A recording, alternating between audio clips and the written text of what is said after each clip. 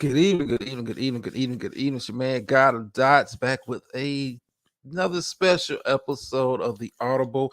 Hope everybody's had a good week. It won't be a long show. Those that know, I'm prepping for some other stuff in another space, but I'm here. I got some stuff I kind of want to bring to the table, have a discussion on some things, and we'll kind of see where it kind of goes from there. How you doing, Dr. Nikki?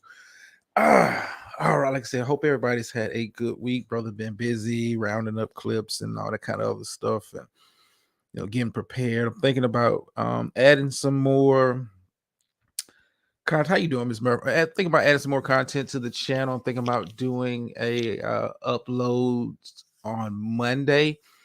Thinking about doing that, but I'm not sure just yet. I'm gonna kind of tinker with it, put together a video to upload on the channel for Monday, to kind of keep stuff going over here, not just on Tuesdays and Thursdays and maybe on Fridays, but let's add a little something over here.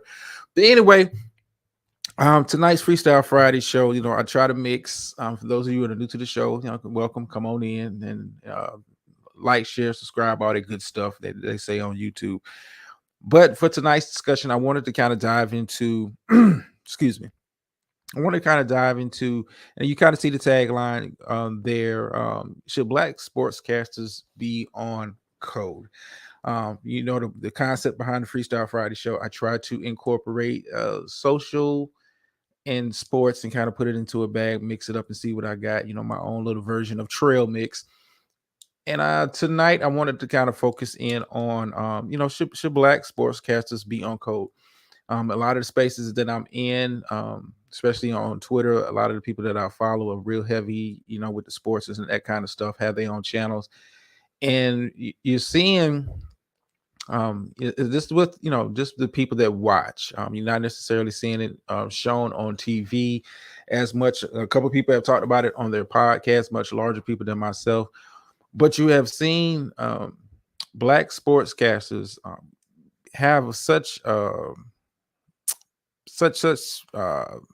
extra venom when they're discussing black athletes on these talk shows and these sports shows, and it has got me to thinking. And I can recall several instances where white sportscasters, they're let me kind of back up because I'm kind of all over the place. Y'all know me on Fridays. Y'all know I got a lot of stuff in my head, a lot of stuff I'm trying to do. But one thing I would say, when it comes to white sports, we're going to start there with white sportscasters and this analyst period. When you're sitting there and you're critiquing a person's performance, especially their athletic prowess in something, their failings, their achievements, you try to be as fair as possible, and you always try to keep it within the lines of sports. You don't really dive into what they do outside of the lines. You don't really try to dive into their personal lives unless it becomes public news, meaning they had a incident dealing with the police, that kind of stuff. But you try to keep it based on what you're seeing on the field, on the court, or whatever sport that you're watching, you're critiquing, you're analyzing. You try to keep it there. You don't make it personal. And what you see from a lot of white sportscasters on these national talk shows, these national TV shows, is they'll critique a player's play, but they try not to. Now I say try because I'm pretty sure you can find examples of where they've kind of gone overboard and been a little extra, but they try to keep it based on the performances they're seeing on the TV screens or in person. And they try to keep it there. If it's something that's newsworthy that's happened outside of the lines, they'll cover it, but for the most part, they won't spend too much time driving home the point. What's going on, Spottum? Driving home the point of just kind of berating you, beating you across the head about how bad this person is. Case in point, um, I did a show earlier this year when I was talking about the Brett Favre situation with the state of Mississippi. And shout out to the good brother Make a Change. I don't think he's subbed over here, but he's done follow up videos. And if you haven't checked it out, go check it out. He's done follow up videos since then. But Brett Favre was stealing welfare money from the state of Mississippi for his own, I would say, personal gain. You know, major news outlets, they reported it, but they didn't spend all day dwelling on it. They didn't spend all day talking about how bad of a man he is or how fucked up that situation was. They didn't spend too much time doing that. They just, hey, this is what's going on, and we'll let you know when there's further updates. When it comes to black sportscasters and the black media, sports media, what I've seen is an uptick in trying to go be extra and I guess in their minds to try to stand out more by um, going above and beyond. I'm a Cowboys fan. Y'all guys know I'm a Cowboys fan, but like some of the commentary um, that I'm hearing from certain sportscasters on these shows, it is going beyond the field of play for me. Um, Not enough emphasis was put on the fact that just last season, um, Dak Prescott won the Walter Payton Man of the Year award, which is typically given to the football player who has demonstrated a high level of community service, a high level commitment to the community, doing stuff, just an upstanding person. Besides all the awards as far as MVP and that kind of stuff, that is one of the most coveted awards to have, because that means you're being recognized for what you do outside of the field of play, and it's just a reflection. Should be a reflection on you, the player, and you should you should be honored to have received that award. Like I said, it doesn't come from what you've done on the field; it comes from the work that you do in the community off the field. But what I'm seeing is, sportscasters, I was use Dak as just an example, and we're going to get into a clip and related to Deion Sanders and the recent situation with jewelry being stolen at the UCLA game. We're going to get into that in just a second. I'm going to play a clip to kind of give it context. But yeah, I'm seeing sportscasters go above and beyond, not only questioning his play on the field, which is fine. Have no issue with that. You have qualms about how he plays, about how he performs on the field.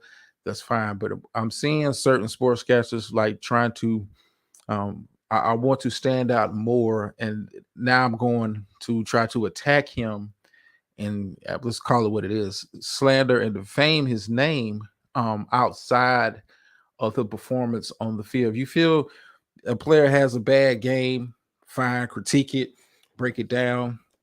If it's something that's going on newsworthy outside of the field of play, fine. You want to talk about it. It is what it is.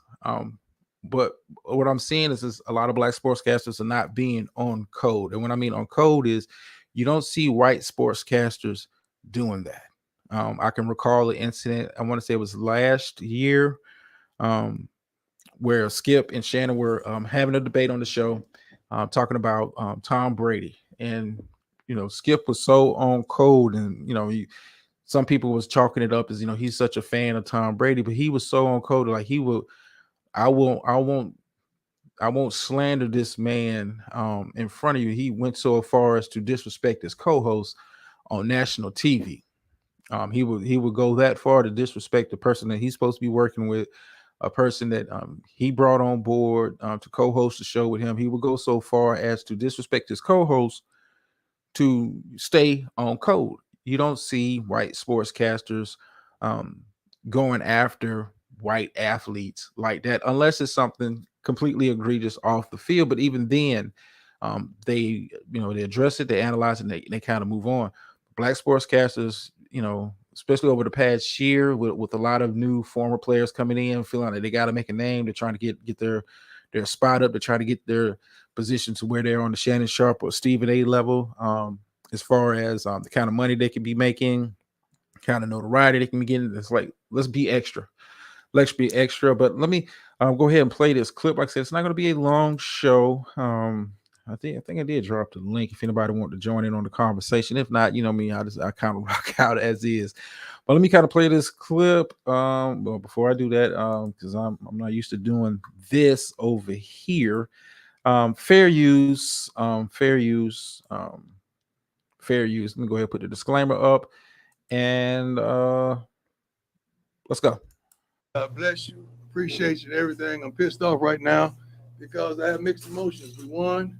Kids played really well. But while the game was going on, somebody came in and stole every darn thing I had in my locker room. Okay, let me pause it right here. What you're hearing now is when Dion was head coach down at Jackson State. He was at a post game press conference, and he was talking about, we won the game, but during the course of the game, someone broke into his office, and someone broke into the team facilities and stole stuff. So that's kind of giving you the context. I think this happened last season. So I'm gonna kind of let him get back to it. Locker room, in the coach's office. Yeah, credit cards, wallet, watches. Thank God I had on my necklaces. How? That goes for everyone, man. Not just the people on the field, not just the coaches, not just the teachers, not just the faculty, but that's everybody, security and everybody. Sports anchor and ex-NFL player Doc Holliday would challenge Dion and spotlight the hypocrisy as he would ask Sanders if he was just as upset with UCLA as he was with Jackson State when things were stolen then. If you can recall, Sanders' items being stolen at Jackson State has been used as a reason amongst fans on why people felt he was validated to leave the JSU program for Colorado.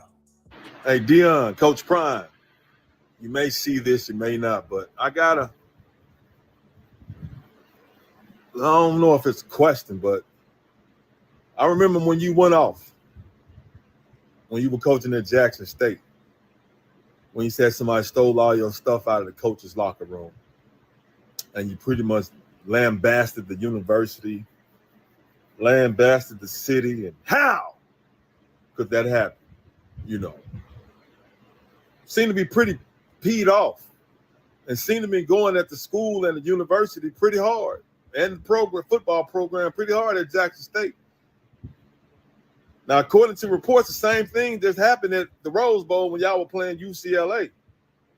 So really need to see that same kind of energy and that same kind of outrage that you were showing when you were at Jackson State. Got to now. Come on now.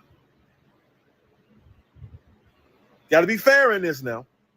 You're going to go off and be so mad when you was at Jackson State.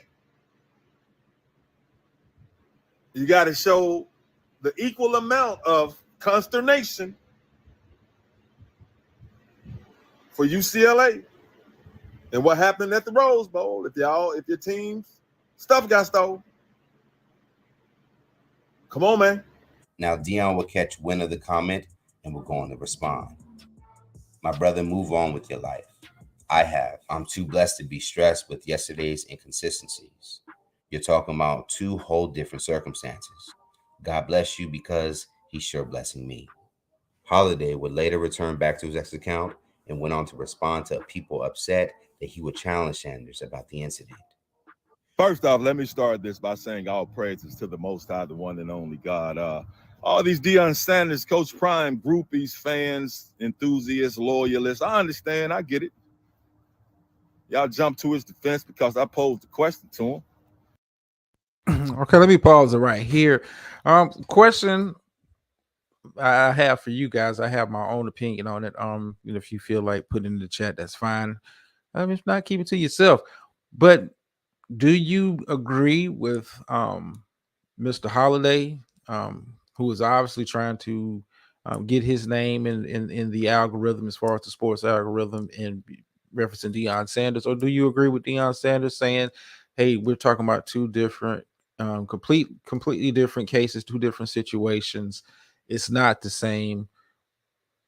But I'm gonna let me finish this clip and we'll come back to it and I'll give you my thoughts. But what y'all don't understand is that all the disparaging remarks y'all make about me and everything that you say, I don't get into the name calling on social media, but you are entitled to your opinion, and just like I'm entitled to mine, you know what I'm saying? But if y'all go through and look, if you all will see videos and posts where I defended Coach Prime and his son and Shador, but I still pose the question. Your players say their stuff got stolen and robbed at UCLA. And you should have came out and went off and had that same energy when you thought your stuff got robbed at Jackson State, when it didn't get robbed. A very professional and considerate staff member of yours at Jackson State moved your stuff and placed it somewhere secure. But you didn't try to find that out before you went to the media to push the narrative about Jackson State being unprofessional and they're stealing and doing all this. That's the kind of stuff you talk about when you talk about elevating the program, when your stuff didn't get stolen. Now people say, where's the difference? He was at home, he was on the road. No, stuff gets stolen, your stuff gets stolen.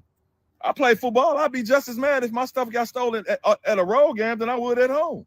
The only reason Coach Prime quoted my tweet because he knew y'all was gonna take up for him and come at me, but like that was gonna hurt my feelings or something.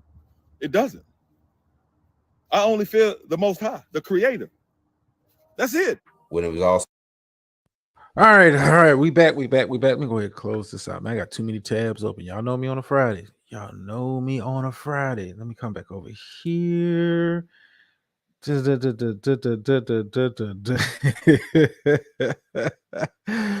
me take this down. What's going on, Mark? Man, what's happening? Always a pleasure, homie. Spottum says it's two different kinds of stealing. Okay. Dr. Nikki says I will side with Dion, and she says I do understand this man's side too. I understand both sides. But I played that clip. Here's my thoughts on it. I can agree. I can agree that both of them have a point. I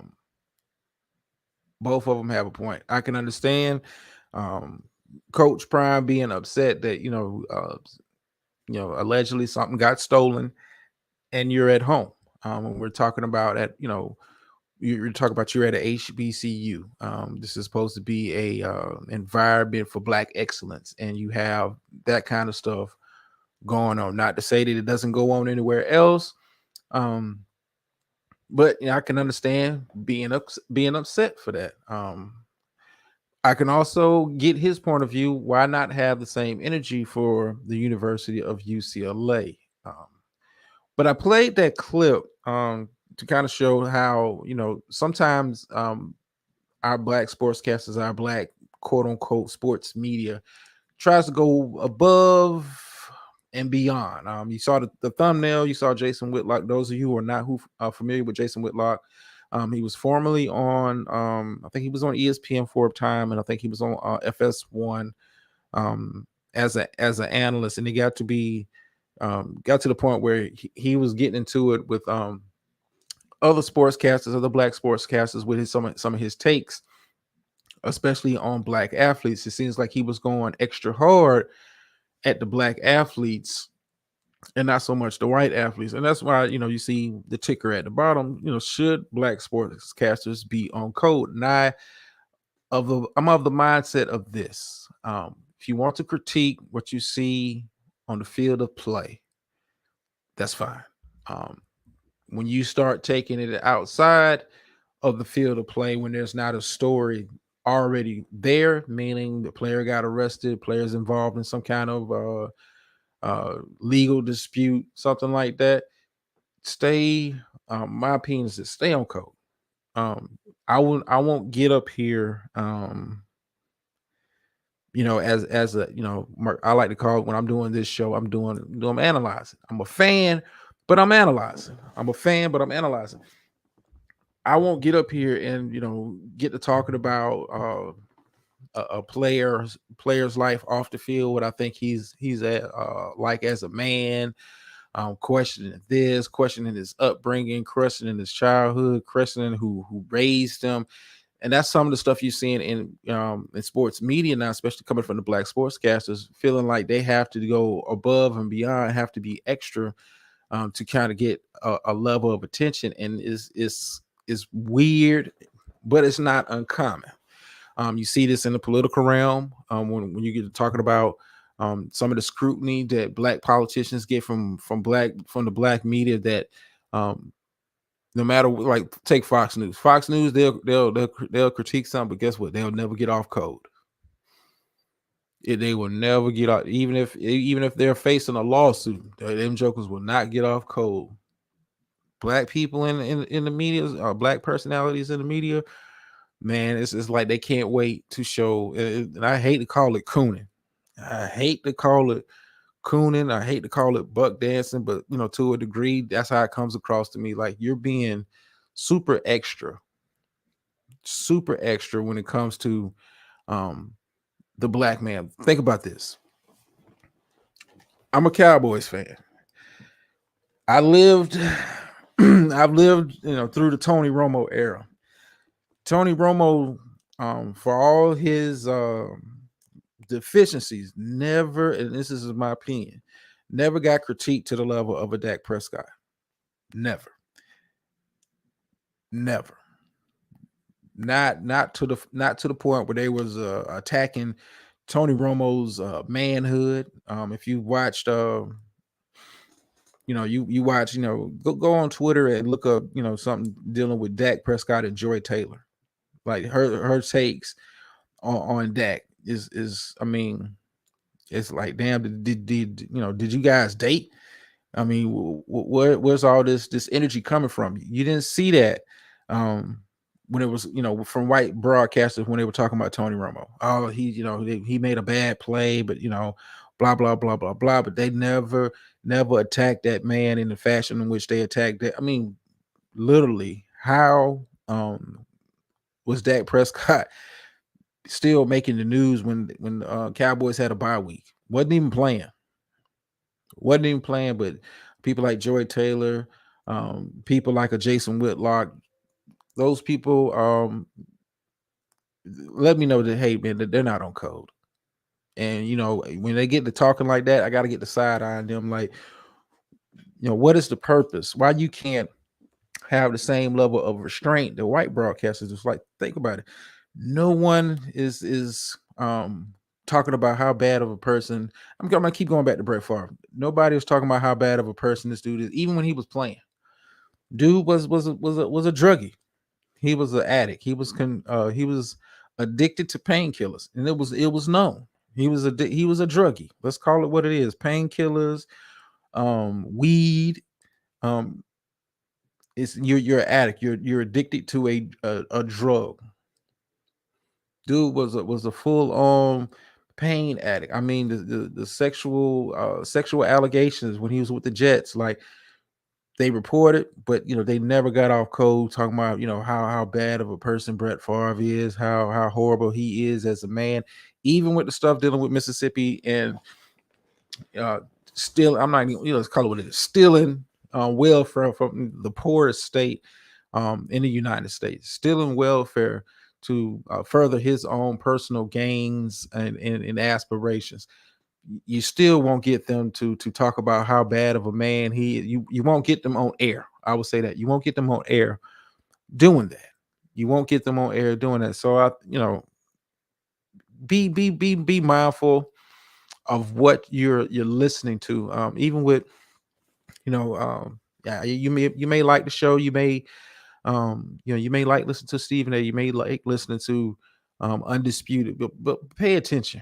Start paying attention to these people in the media who are clearly showing you, and if you're not thinking along those lines, because you're thinking, man, we're talking about sports, we're talking about athletes, it's about who won, who lost, who did what, who didn't do what. Sometimes in the commentaries, it's a lot of hidden meaning going on. It's a lot of hidden messages being sent. And just be perceptive to what you're listening to. Like I tell you guys all the time, and I try to be a good listener. I don't just like to just hear. I like to listen. And for me, like I said, it's not going to be a long show, man. I got to get up out of here. I just kind of want to kind of get this out because I've been wanting to kind of do this and kind of bring it back to Coach Prime for a second. I'm at this point. I'm glad a lot of the media attention that he was getting early in the season has kind of died down, due to the team's performance since their hot start. I'm glad that's happened. Is allowing him in the program to come back down to reality.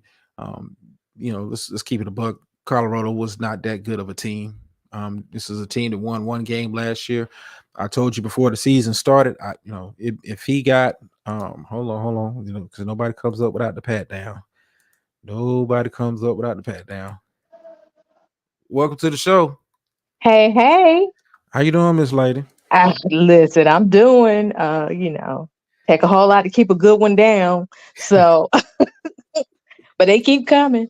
Go ahead and finish your thought, and then I wanted to chime in. I don't forgot what I was talking about. I saw you backstage, and my train of thought just went out the window. Well, I have that effect sometimes. Um, so I wanted to get a couple things clear. So if I'm hearing this information correct, because of course I didn't hear it real time, I'm hearing it for the first time on your show. Mhm. He's saying that Sanders should have the same energy that he had at Jackson State. And Sanders is saying these are totally and completely different situations. Mhm. So my question is, was this broadcaster or analyst bringing this situation up to problem solve, or was he trying to, as you were talking about, question his manhood in some sort of way, or is he trying to say that Deion Sanders is getting new now that he's in a white environment? Like, what I don't understand what his purpose or the point of bringing that situation up. Well, I took it as this. It's he's talking about stuff on a couple different levels. He's he's like, why you didn't have that same energy when a similar type incident happened um at Jackson State. And you know, it's kind of like, how we're gonna call you out. It's this way of, trying to say, you're a hypocrite because you got robbed at UCLA, and you want some peace and love, and we need to do better type energy, when the energy wasn't that same at Jackson State. And yeah, and what Prime was telling him was like, that's two different situations. Um, but understand, but I don't think dude was trying. It wasn't about problem solving. Right. And it also wasn't about contextualization either, because I think I would be a little bit more sensitive if I am giving part of my salary to a program and then I feel like, someone stole from me, just like me inviting someone into my home and they talk Mhm. about the situation or steal something from me when all you had to do was ask or Mhm. what have you. And again, I'm just, this is just you know, uh, quick analogy. Definitely not on the level of how he feels, but I'm just saying one is a little bit more personal than the other one is. Yeah. So that could be one thing. And two, sometimes we just don't expect, or we have higher expectations of our level of comfort around people who look like us. So sometimes you do have that, that shock and like, oh my gosh. I mean, because although, Tupac didn't play sports, when he got shot in New York, one of the things that he was saying was, I never thought I would have to be fearful in my own communities. Do you remember that? Yeah, I remember that. I mean, and I agree with that. Right. So, so to me, sometimes when we're listening to stuff, historicizing and putting things in the proper context always matters. Although I do respect Dion for not necessarily sharing all of that, because then people would view him as, now you're in your emotions or your feelings, because there is an emotional tie to, that school. He was given part of his salary and, other things, although, I still have other critiques of him as far as why he left. But I do understand that. So that's why I was like, so what is this commentator really trying to get at? Are you trying to start an argument, or are you trying to, divert from something else that's important? I guess that's more along the lines of what I'm saying. Well, I don't think it was trying to divert. I mean, it comes, like I said, it comes across. You're trying to get in the algorithm. And let's keep it a buck. Dion, is still a target. Dion is still a hot button issue. You want to get as a sportscaster and a media personality, as these people are, um, you want it's certain people that trigger those kind of reactions. You can trigger that kind of a response, and Dion is still one of those people. Like I said, I don't think it was trying to problem solve. You could have kept that opinion to yourself. Like, do you expect him to be on a much larger stage and act a complete fool? Um, and like you Right. said, It's like, what are you trying to bring out of him? And like, why? Like, are you just trying to be the asshole at the meeting, or are you trying to, bring up a valid point? Hang on a sec. Go ahead. but I mean, but that's kind of lost on people too, who are not familiar with Dion's experience at Jackson State. Like, he was given part of his salary back to the university to try to have some kind of functioning athletic facilities there. It's a lot of things that he doesn't have to deal with now. He's at Colorado, doing what he's doing at a Power 5 school, and I'm not upset at his reaction and what happened at UCLA. Like, I'm not putting too much stock into it. You responded to it, you addressed it. Um, Right. the players, a lot of them, some of them were caught on camera. They were upset, and rightfully so. I mean, who wants to be have stuff stolen from them? And I don't care what it is. If I worked for it, I earned it. You know, I'm gonna be pissed off about you trying to take it from me. But I think you know, uh, his response to the UCLA situation was fine with me. I didn't take too much into it. I wasn't bothered by it. But when you have, and it's always, and this is the thing I wanted to kind of like hone in on. It's always black sports media that Mm-hmm. does this. It's never with white media. You know what, they'll talk about a story, but god damn it, they're gonna stay on code. They're not going to try to color outside of the lines of the field of play. Just won't do it. It ain't in them. Well, it seems like their goal is always to, I guess, do your job, but not, as you said, put somebody on blast. You have to speak about it because it's news. But Yeah. we all have a choice as far as how far we will go in on a situation or not. And as Hmm. a clear bias there, and as a effective journalist, your biases are supposed to be checked at the door. Like you said, you and I both are Cowboys fans, but we know when our team plays like shit. Yeah. Yeah. You know, and I'm seeing it with Dak, especially on Twitter. Like, it's nonstop. Like, dude won Walter Payton Man of the Year. You know how big an award that is in the NFL. Absolutely. How big an award that is, and that you're recognized for the work you do outside of the field of play. Yeah, that's a humanitarian award. But they talk about the man like a dog, and it's I get it. You want to critique the play, fine, but it's like the black sportscasters feel like, man, I got to do a little extra because I want to try to stand out a little bit more on this show. But I don't know. Maybe it's a bit of insecurity going on there. You're not confident in the ability to do the job well enough. You got to go extra, and that's kind of what got Jason Whitlock kind of like excommunicated from the national stage as far as sportscasting, because a lot of his takes was all was out of bounds. Like, it was always something beyond the field to play with him. They got to the point where a lot of people couldn't work with him anymore, and he had to had to be removed. He got removed from ESPN. He got removed from Fox Sports. And he's continued to even now he has his own platform and own channel on YouTube and all that kind of stuff. It continues like, I got to give you extra. I can't just talk about the play on the field. I got to talk about how questionable of a man this person is, or I question his level of intelligence and all of that kind of. It's real sickening when you really kind of pay attention to what some of these people are saying. Well, going back to, my original point, my thing is that one, is a situation something that's real? And then two, is it something that is important? And three, are you bringing this difference up to me or with me in order to resolve a larger issue? And if not, again, that's why I said I understand or I'm a side with Dion, because it seems that one, he is definitely way more polished than a lot of the analysts that are talking about him, Mhm. as far as knowing when to talk, when to turn it up, when to turn it down, this and that. And I think that, people aren't giving him his credit, and it's not about selling out or anything like that. He knows how to play the game, both on the field and off the field. Mhm. And I appreciate, him actually modeling that for other people.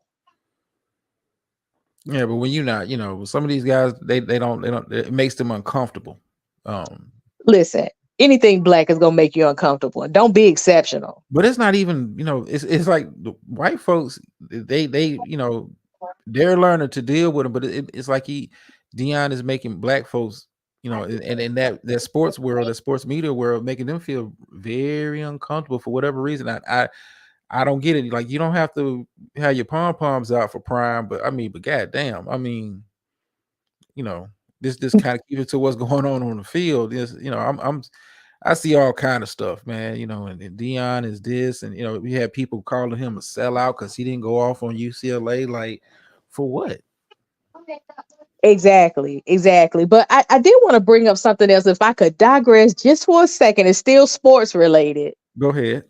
Um, what's up with our, giants, and I'm talking about literal giants, like I'm more interested in what's going on with Dwight Howard and that I am with, Deion Sanders losing his jewelry, something that, he, has insurance on and can replace at the end of the day.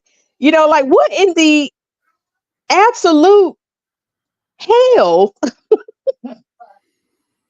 I are we mean, doing here? It's almost like with him, it's almost like, dude, you've been teetering and tottering along this whole thing. Like, if we look at his entire career, of course, he skips college and goes to the league or what have you. He goes to the league as a virgin and on his little Christian churchy stuff. And then, before it's all over with, he got 5 kids with 5 different women. And now this. And it's almost like, why do we know this? And then his response is, you shouldn't care where I put my wood. And I'm like, dude, if you're breaking the law, then your wood becomes, under scrutiny. well, And I I realize I said a lot, but yeah. no, I got you. And we, me and the homie Slander talked about this. Like, you have legal representation for a reason. It's not like, he's dealing with a rumor. Like, you actually have a case Right. going on. Like, But shut the he's hell up. treated like it's a rumor. Well, I mean, I guess you thinking you can win. If I can win in the court of public opinion, that's a win for me. Like, no, like, you got a completely legal situation going on. You need to shut the hell up. But as athletes, we know athletes can be, to be a professional athlete, you got to have a bit of arrogance about yourself. Um, and you see it in some of these guys with some of the behavior, some of the comments that they make, and he's just the latest example. He need to be worried about, the money he's potentially losing. I mean, he's already lost a lot of money by being out of the NBA, first and foremost. And a lot of people didn't know that this case he got going on is part of the reason, and this is part of the reason why he's not in the NBA now. Mm.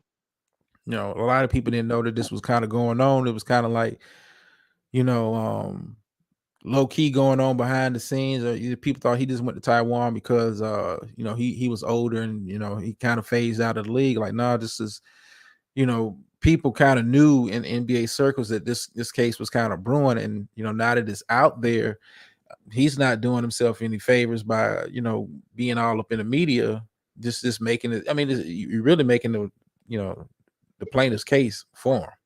So Exactly. Ms. Murph said he's not winning on any public opinion.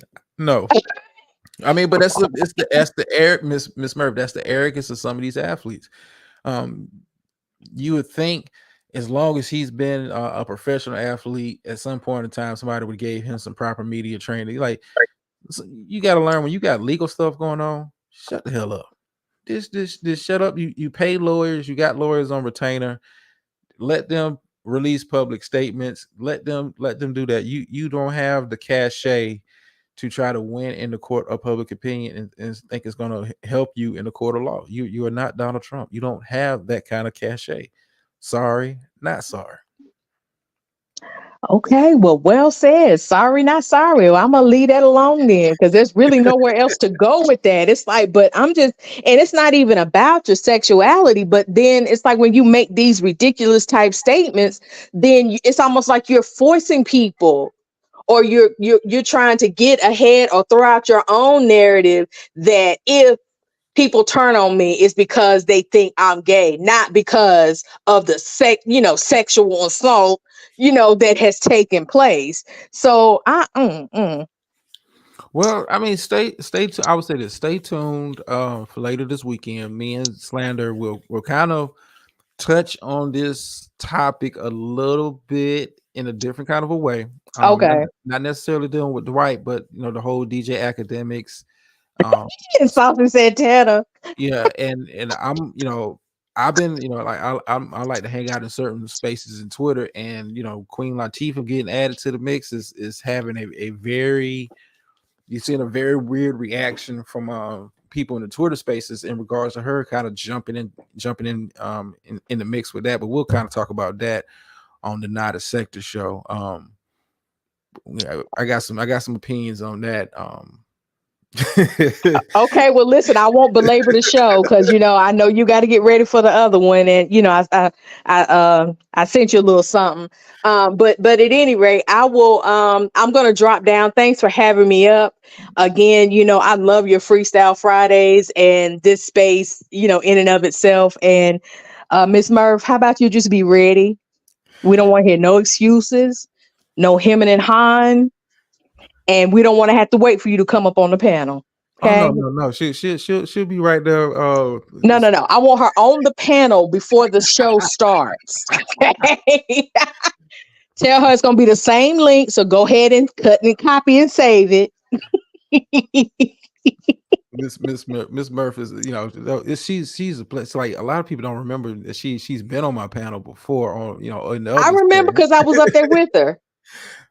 but it's gonna be entertaining. I'm looking forward to the game. I know you going boys, but I'm Philly, going boys by 3. you got them by 3. I got a 28-24 boys. I got Okay. I think we'd be able to put up some points on that defense. They've been if Sam Howell could put up 31 on their ass, I mean, come on. Right. Come on. But yeah, Miss Murph, this get ready. I'm gonna make sure that's an extra long show because we're gonna do a damn near play-by-play breakdown. Quarter by quarter. I want you to get comfortable. Make sure you have your refreshments and your popcorn. Now, if the Eagles win, it's gonna be a short ass show. I'm just gonna let you know that. Oh, for Now. sure. Short as a motherfucker. High and by.